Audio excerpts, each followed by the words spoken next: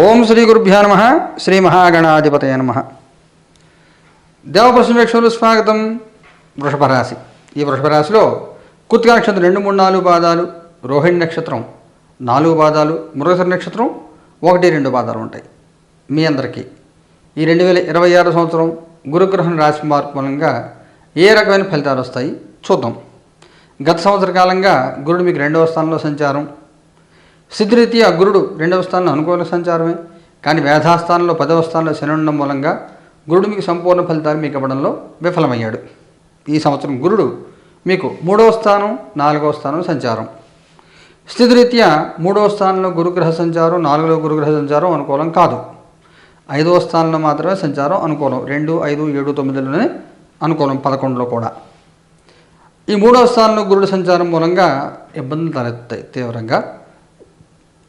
4వ స్థానంలో సంచారం కూడా ఇబ్బందే, కానీ అదే సమయంలో వేధాస్థానంలో రాహు ఉండడం మూలంగా గురుడు యొక్క ఇచ్చే ఇబ్బంది యొక్క తీవ్రత కొంత తగ్గుతుందని చెప్పచ్చు. ఈ 3వ స్థానంలో గురుడు ఏ రకమైన ఫలితాలు ఇస్తాడు మీకంటే అధిక్లేశం బంధువైరం.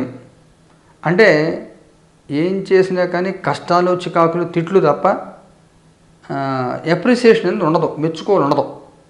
బంధువైరం. మీరు రామ అన్నా కానీ ఎంత పెద్ద మాట నేసాడు, రామా అంటాడా అని అంత కష్టపెడుతున్నానా అంటాడు పక్కవాడు. ఎవరైనా పిల్లలు మీకంటే పిల్లలు ఊరేయి అంటే నన్ను ఊరేయండి అంటే, పెద్దవాళ్ళు నమస్కారం అంటే ఏం మాట్లాడుతున్నావు నువ్వు అంటాడు. ఆరోగ్యం బాగుందా అంటే దున్నపోతలు ఉన్నా కదా, నాకు ఆరోగ్య సమస్య ఉందా అంటాడు. ఇలా ఏం మాట్లాడినా కానీ విరోధం కింద ఉంటుంది. మౌనాన్ని ఆశ్రయించండి. దారిద్ర్యం, దేహపీడనం. ఎంత డబ్బు ఉన్నా కానీ దరిద్రమే ఉంటుంది. చేతిలో రూపాయి నిలబడదు, ఖర్చు అయిపోతూ ఉంటుంది. శరీరానికి కష్టం, మనసు చికాకు, శరీరానికి కష్టం, ఇంకా కష్టపడాలని పడాల్సి వస్తూ ఉంటుంది. ఉద్యోగ భంగం, ఉద్యోగం పోగొట్టుకునే అవకాశం ఉంటుంది. కలహం, ఇవన్నీ కూడా గొడవలు అవుతూ ఉంటాయి. తృతీయ స్థానికే గురువు, 3వ స్థానంలో గురుడు అన్నప్పుడు ఇవన్నీ సంభవిస్తూ ఉంటాయి. అయితే మీకు 11వ స్థానంలో శని ఉన్నాడు, అది కొంత ఊరటిస్తుంది. కష్టం మీద ఫలితం దక్కుతూ ఉంటుంది. అతి క్లేశం అనుకున్నాం కదా, చాలా కష్టాలు వస్తాయి అనుకున్నాం కదా, సర్ది చెప్పుకునే అవకాశం కొంత ఉంటుంది. అంటే సరెండర్ అయి ఉండాలి. ఎవరిని ఎదురు వాళ్ళు వాదిస్తున్నప్పుడు మీరు వాదించకుండా ఓకే కానీ నువ్వే చెప్తే కరెక్ట్ అని వదిలేశారు అనుకోండి, ప్రశాంతంగా ఉంటుంది. తర్వాత 4వ స్థానంలో గురుగ్రహ సంచారం. ఎప్పటి నుంచి? అక్టోబరు 31 నుంచి 2027 జనవరి 24వ స్థానం వరకు 4వ స్థానంలో గురుగ్రహ సంచారం. దీని ఫలితం ఎలా ఉండదో చూద్దాం. ఈ 4వ స్థానంలో గురుగ్రహ సంచారం ఉన్నప్పుడు యాచనం, బుద్ధి చాంచల్యం, తేజోహానిం, ధనవ్యయం, దేశత్యాగం చ కలహం, చతుర్థ స్థానికే గురువు అంటాడు. అప్పు చేయవలసి వస్తుంది, ఇబ్బందులు ఉంటాయి, బుద్ధి చాంచల్యం కలుగుతుంది. ఎదుటివాళ్ళు మంచి సలహాలు చెప్పినా వినరు, ఎవరు చెప్పినా కానీ అన్నీ నాకే తెలుసని ధోరణిలో ఉంటారు. తేజోహాని, ముఖం కళతప్పిపోతూ ఉంటుంది.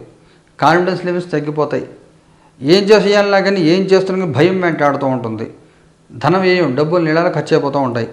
దేశత్యాగం, స్థానచలనం, ఎస్కేపిజం. దేశత్యాగం అంటే ఇక్కడ పూర్తిగా ఏదో ఊరు వదిలి పారిపోతారని అనుకోకుండా, ఈ వృషభ రాశి వాళ్ళకి 11 శని ఉన్నాడు కాబట్టి కొంత తట్టుకునే శక్తి వస్తుంది. మళ్ళీ డిసెంబర్ నెలలో రాహుకేతులు రాశి మారినప్పుడు 3వ స్థానంలో కేతు వస్తాడు. కొంత అనుకూలత వస్తుంది కేతు వల్ల. అందువల్ల ఊరు వదిలి పారిపోతారు అనుకోకుండా సమస్యని తప్పించుదిరిగే ప్రయత్నం చేస్తారు. దీని మూలంగా ఇంకా గొడవలు అవుతూ ఉంటాయి. ఒకటే సమాధానం వీటన్నిటికీ మౌనాన్ని ఆశ్రయించండి. ఈ సంవత్సరం గురుడు జూన్ 2 నుంచి అక్టోబర్ 31 వరకు 3వ స్థానంలో సంచారం. అక్టోబర్ 31 నుంచి జనవరి 24 వరకు 4లో సంచారం. ఈ 4వ స్థానం సంచారంలోనే change of location, change of place ఇలాంటివన్నీ కొంత కలిగే అవకాశం ఉంటుంది. మళ్ళీ గురుడు 3వ స్థానంలో సంచారం చేస్తాడు. ఈ 3వ స్థానం సంచారం ఇందాక అనుకున్నాం కదా, అతిక్లేశం, బంధువైరం, దారిద్ర్యం, దేహపీడనం. మళ్ళీ పాతవి తవ్వుకుంటూ ఉంటారు. నువ్వు అలాగన్నావు, నువ్వు ఇలాగన్నావు, మీరు తవ్వుకుంటారు, పక్క వాళ్ళు తవ్వుతారు. మొన్న ఏంటో నువ్వేంటో అన్నావు, కింద నెల ఏంటో ఒకసారి చెప్పంటారు. మళ్ళీ ఓ నెల పోయాక మీకు గుర్తుండదు. లేదా మీరు వెళ్ళి వాళ్ళని అడుగుతారు, నువ్వు మొన్న ఏదో అన్నావు కదా, నువ్వు లాస్ట్ మంత్ ఏంటో ఒకసారి చెప్పి ఇప్పుడు నాకు అంటారు. లేనిపోయిన దరిద్రం ఎత్తుకు పెట్టుకుంటూ ఉంటారు. అందువల్ల మౌనాన్ని ఆశ్రయించండి. ఎటువంటి పొరపాట్లు చేయవద్దు. ఉద్యోగంలో దాంట్లో జాగ్రత్తగా ఉండండి. చాలా సహనంతో ఉండాలి. ఎందుకంటే ఎల్లి నడిచిన వస్తుంది వచ్చే ఏడాది మీకు రాహుకేతుల సంచారం. కేతు అనుకూలంగా ఉన్నప్పుడు కూడా రాహు వ్యతిరేకం, గురుడు వ్యతిరేకం 2028 వరకు. అందువల్ల అనవసరం రిస్కీ యాక్టివిటీస్ ఏమి పెట్టుకోవద్దు. లేనిపోని శ్రమ పడద్దు. మీ జాతకం చూపించుకుని జాతక ప్రకారం ఏదైనా పరిహారం చేయండి, పరిహారాలు చేయించుకోండి. ముఖ్యంగా ఈ గురుగ్రహం రాశి మారే రోజున మన దేవప్రశ్న కార్యాలయంలో మనం చేసేటువంటి ఈ సామూహిక గురుగ్రహ పరిహారాలను మీరు పాల్గొనొచ్చు. స్క్రీన్ నెంబర్ మీరు ఫోన్ చేస్తే వివరాలను చెప్తాను నేను. అలాగే మీరు చేసుకోవాలి అనుకుంటే హరిద్రా గణపతి కవచం చదువుకోండి. హరిద్రా గణపతి మంత్రం జపం చేయించుకొని హోమం చేయించుకుంటే గురుగ్రహముల ఇబ్బందులు పోతాయి. మీకు మంత్రోపదేశం గురువుగారు ఉంటే ఒక వెండి పాదుకలు, చిన్న పాదుకలు చేయించుకొని ఆ పాదుకలు ఆయన కాళ్ళ దగ్గర పెట్టి దాని మీద ఆయన ఉంచమని ఆ పాదుకలు తెచ్చి పూజ చేసుకోండి. రోజు మేడి చుట్టూ ప్రదక్షిణాలు చేయండి. రోజు భస్మదారణ చేయండి. సిట్రిన్ అనేటువంటి స్టోన్ ఉంటుంది, లేదా స్ఫటిక మాల ధరించండి. శివారాధన చేసుకోండి. దత్తాత్రేయుని ఆరాధన చేయండి. ఈ గురుగ్రహంలో ఇబ్బందులు తొలగిపోతాయి. ఎందుకంటే రాబోయే కాలంలో మీకు ఏలినాటి శని ప్రారంభం అవుతుంది. అందువల్ల కొంచెం జాగ్రత్తగా ఉండి జాతక ప్రకారం పరిహారాలు చేయించుకోండి. మీకు ఉదాహరణ తీసుకున్నట్లయితే మీరు ఇందులో కృత్తిక, రోహిణి, మృగశిర నక్షత్రాలు ఉంటాయి. మీ వయసు రీత్యా మీకు ఏ గురుదశ నడుస్తుంది లేదా శని దశ నడుస్తుంది అనుకోండి. చిన్నపిల్లలకైతే రాహు దశలో ఉంటారు. కొంచెం 40 ఏళ్ళ తర్వాత గురుడు శని దశలో ఉంటారు. మీ జాతకంలో గురుగ్రహం శనిగ్రహం ఎలా ఉన్నాయో పరిశీలన చేసుకుని తగిన పరిహారాలు చేయించుకోండి. మీ అందరూ గురుడు సకల సంపదలు ఇవ్వాలి, అరిష్టాలు తొలగిపోవాలి, స్థితిరీత్యా ఇచ్చే ఫలితాలు కూడా మీకు ఇబ్బంది పెట్టకుండా శుభాలు ఇవ్వాలని కోరుకుంటూ శుభం భూయాత్.